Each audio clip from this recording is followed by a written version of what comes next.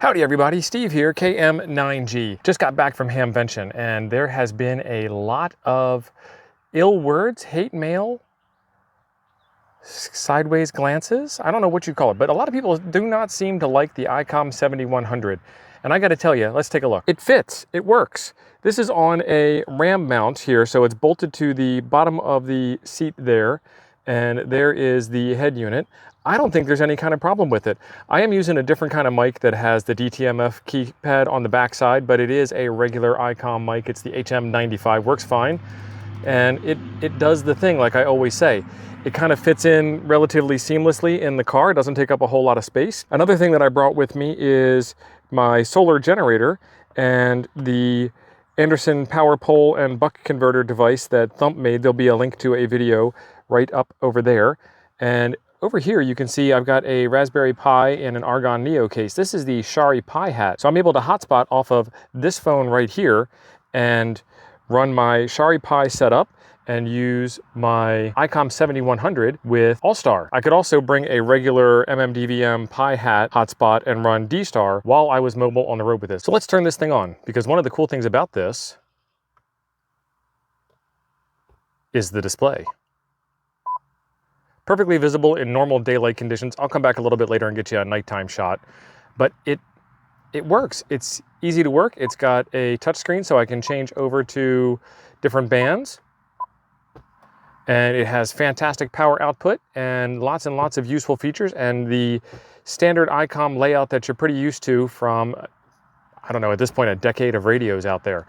I have the head unit, the head unit here. I have the head unit here, and the base unit is sitting under the seat, and that is powered by my solar generator right here. And then I have the Larson through the glass antenna plugged in right there, and it has been working great. One of the other things I'm doing that falls under the better to have it than, I don't know, not have it category.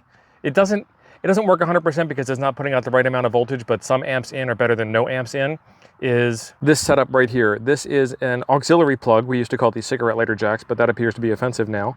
And that is plugged in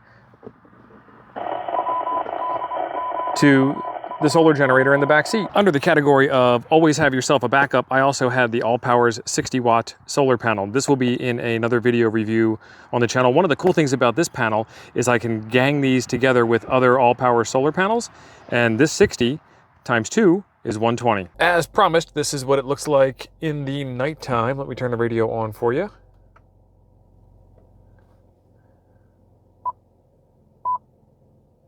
Bright enough to be seen, but not terribly obnoxious.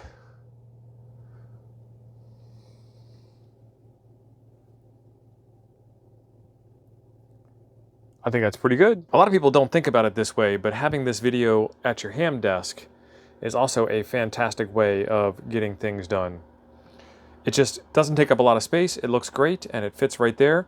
Most of the connections are on the head. You have the microphone, you have your CW key, you have a set of headphones, and then there's only one cable running out of the back to the big brick that you can hide anywhere. I brought along the Gable tripod and the MFJ 1979 whip and the Wolf River Coils Sporty 40 coil and a whole bunch of other stuff, the LDG tuner and my laptop and a USB data cable. So I was prepared to do any kind of radio work that I needed to do while I was out on the road, including POTA or FT8 or whatever. Be sure to be subscribed to the channel for more videos on the Icom 7100 coming out in the future, where we do our typical TO deep dive on this thing.